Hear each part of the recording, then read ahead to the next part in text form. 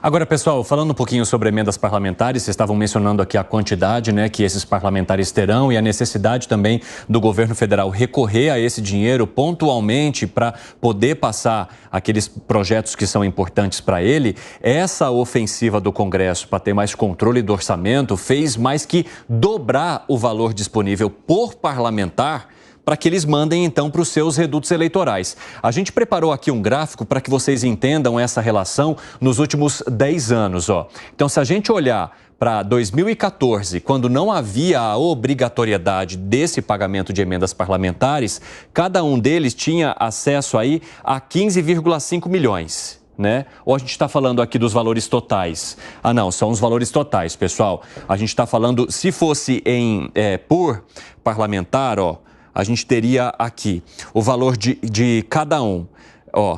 Deixa eu só achar aqui os números, pessoal, desculpa. Esse é em bilhões. Seriam 26 milhões naquela época, agora são 58 milhões. Agora, se a gente olhar para o todo, para o bloco, a gente tinha, em 2014, quando não havia obrigatoriedade, 15,5 bilhões que eram pagos em emendas parlamentares. Olha só esse valor que vai chegar em 2024, que é o previsto. 37 bilhões. Então, vejam, 2014, aí vem em 2017, caiu um pouquinho, mais um pouco em 2018, lá em 2019 voltou a subir, foi aumentando em 2020, 2021, 2022 diminuiu um pouquinho de novo, aí veio 2023, 30 bilhões, 2024, 37 bilhões. Eu acho que a partir desse gráfico que a gente mostrou aqui para vocês, dá para entender bem a relação política do Congresso com o governo federal nos últimos 10 anos. Não dá não, Gustavo Segré? Como diria o Bipan, veja. Veja bem. Veja. Isso mostra que o parlamentarismo de extorsão está funcionando bem, que os deputados e senadores entenderam o jogo e que o governo não tem possibilidade nenhuma de aprovar coisas que sejam estratégicas, que sejam estruturais, fundamentais para o desenvolvimento do seu plano de voo, que até agora não mostraram, e por isso precisa soltar emendas. Quando você tem um projeto de país com uma política de Estado, a maioria dos parlamentares deveriam estar de acordo e não precisariam dessas emendas para ir votar eventualmente a favor do governo ou não. Mas quando você não tem governabilidade e precisa captar a atenção de quem hoje não é o teu aliado para que seja teu aliado, só tem uma maneira na política: recurso ou poder, ou as duas. E você, hein, Nelsinho Kobayashi? Que leitura que você faz desses números que nós mostramos para a política como ela é?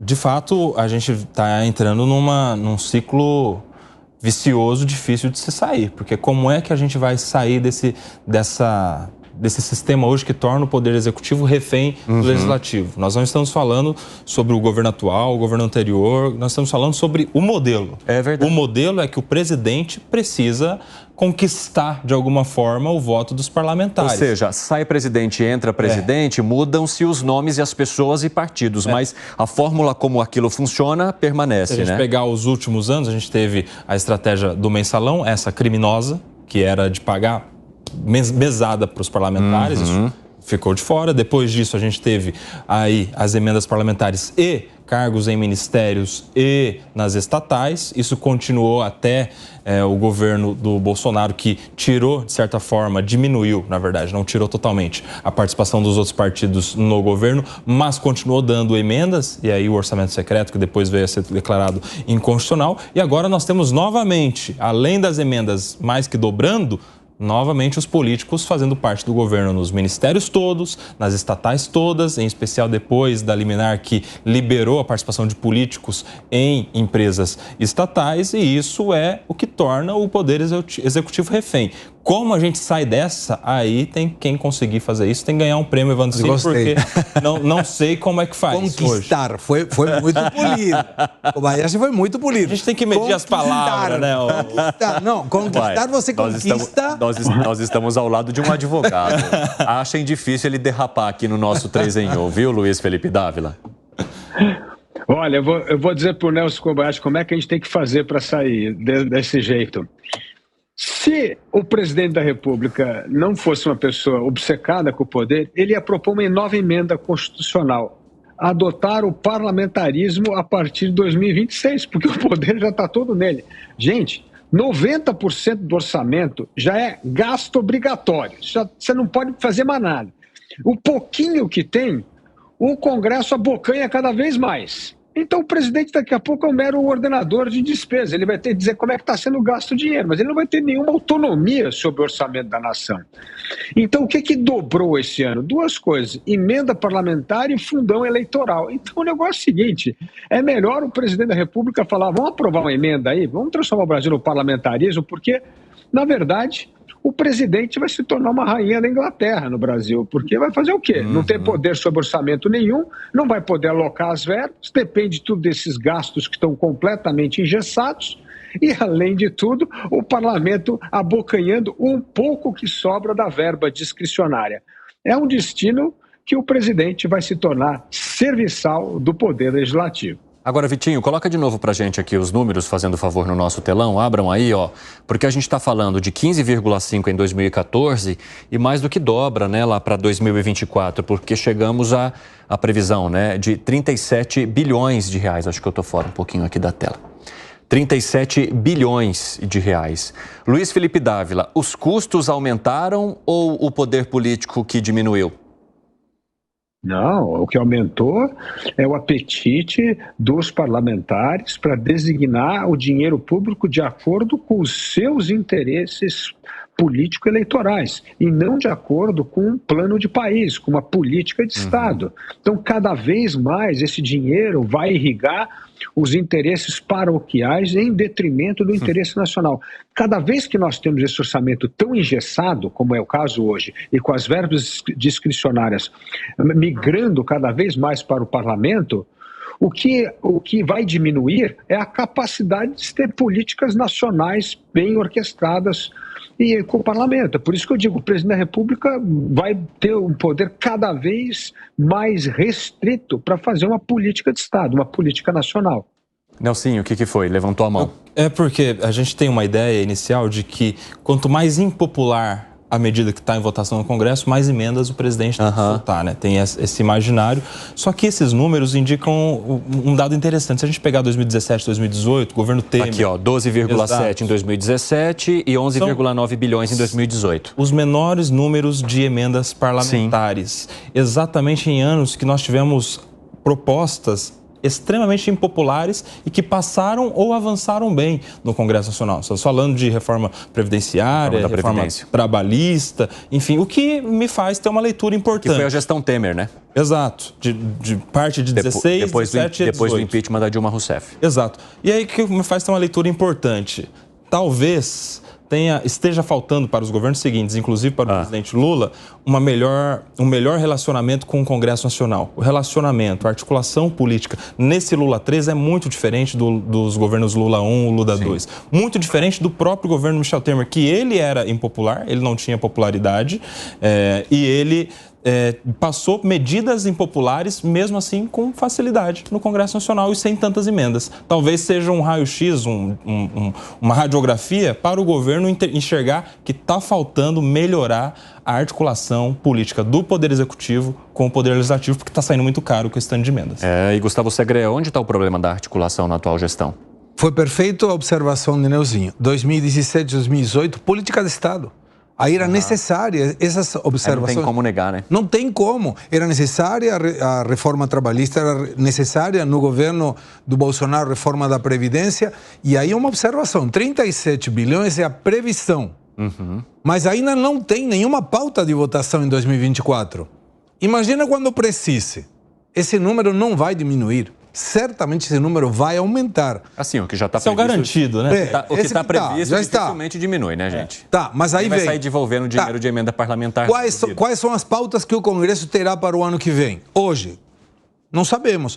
E por que esses 30 bilhões em 2023? Porque as pautas que foram colocadas foram pautas em que só poderia sair ampliando a governabilidade. E ampliar a governabilidade repartindo emendas ou dando cargos. Não tinha outra. Agora, o Luiz Felipe Dávila, você entende que aquele bloco que estava tão favorável a Jair Bolsonaro, inclusive durante a campanha eleitoral, acabou custando muito caro para o presidente da República quando ele assumiu o poder? Ou seja, ele já começou meio que desacelerado, meio que tentando dar um tranco diante de uma base grande que não necessariamente o apoiou ali na hora da campanha política? Não acho, Evandro. Eu acho que, na verdade, é o presidente da República que disciplina as ambições do Congresso Nacional. O Nelsinho Kobayashi acabou de trazer o grande exemplo aqui do governo Michel Temer. Foi um governo muito impopular, apanhando todos os dias quase na imprensa por causa do escândalo das gravações lá de Wesley Batista.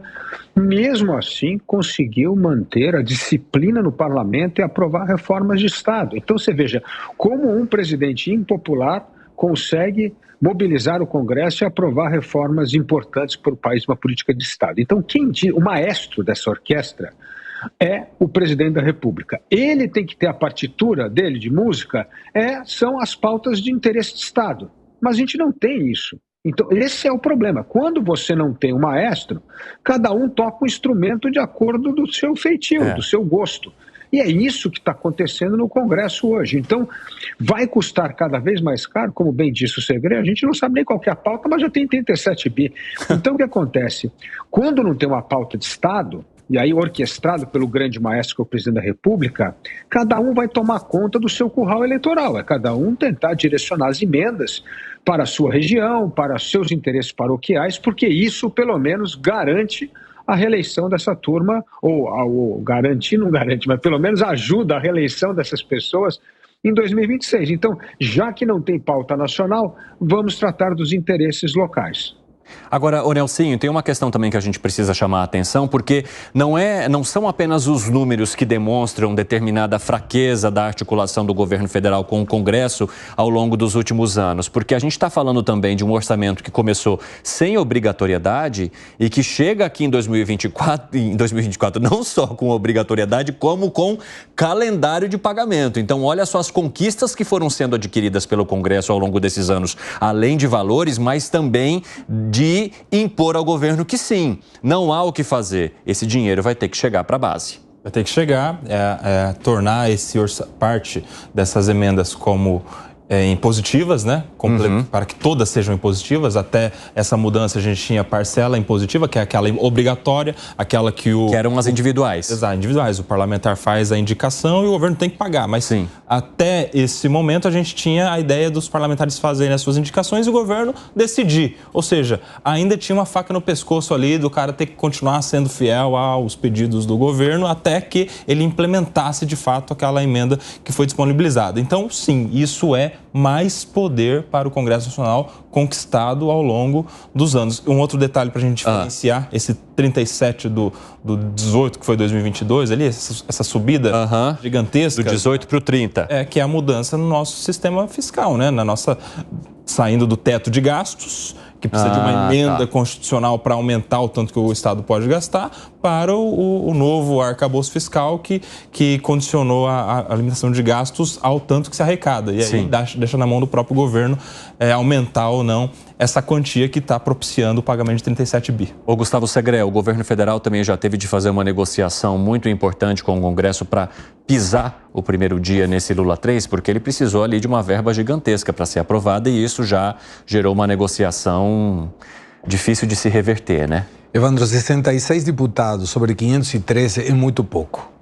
E para conseguir que a pauta proposta pelo governo do Executivo possa ser tratado e aprovado, precisava da autorização do Arthur Lira, do Rodrigo Pacheco, mas isso era colocar a pauta na votação. E depois precisava que os deputados e senadores votassem preferencialmente a favor. E aí em que entrava, te dou recursos, te dou poder. Ou te dou recursos e te dou poder. Quando o Executivo não coloca o limite, o Legislativo vai tentando ganhar território dentro do possível.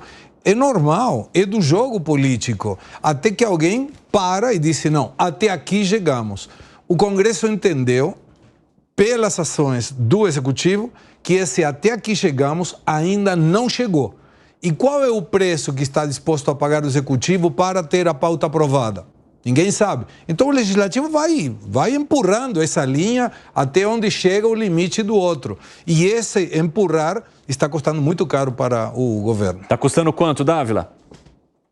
Está custando isso, a perda de autonomia do governo federal, do Poder Executivo amanhã em fazer boas políticas públicas, porque todo esse dinheiro vai se tornar uma emenda impositiva, nos gastos obrigatórios. Por isso que uma das pautas que eu sempre achei de enorme importância, que vem sendo postergada há tantos anos, é a desconstitucionalização do gasto público. Porque se você tem 90% do orçamento engessado, 10% de gasto discricionário, como é que você vai fazer uma mudança na direção de política pública? Então, esse engessamento orçamentário é sim algo que limita demais mudanças estruturantes no Estado brasileiro. Por isso, a meu ver, essa deveria ser uma mudança muito importante. E voltando aqui a um ponto da história, teve uma época que nós tivemos isso. Durante o Plano Real, o governo criou uma coisa que tinha o título de Fundo Social de Emergência. O Fundo Social de Emergência não era nem social nem de emergência, mas no fundo era um fundo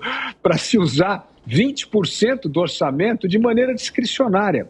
E foi justamente a utilização desse 20% de maneira discricionária que possibilitou o Brasil fazer uma verdadeira revolução em políticas públicas. Então, está na hora do Poder Executivo recuperar parte desse gasto, dessas despesas discricionárias para fazer política pública. Porque, senão, é melhor, como eu disse aqui, aprovar uma emenda e fazer logo que o Brasil se torne um sistema parlamentarista.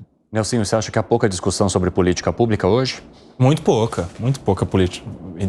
Porque a política pública pressupõe que você discuta o interesse público, o que a população, no geral, está precisando. E a gente não tem esse tipo de debate. Basta pegar as principais discussões do Congresso Nacional desse ano. Não teve a ver com uma política pública para a saúde, para a educação, para a segurança, de maneira ampla, bem debatida com a sociedade. A gente viu questões que dão margem para a economia e que ajudam, de certa forma, os interesses do governo federal e de alguns parlamentares, mas as políticas públicas, infelizmente, não foram pautas importantes, relevantes nesse ano de 2023.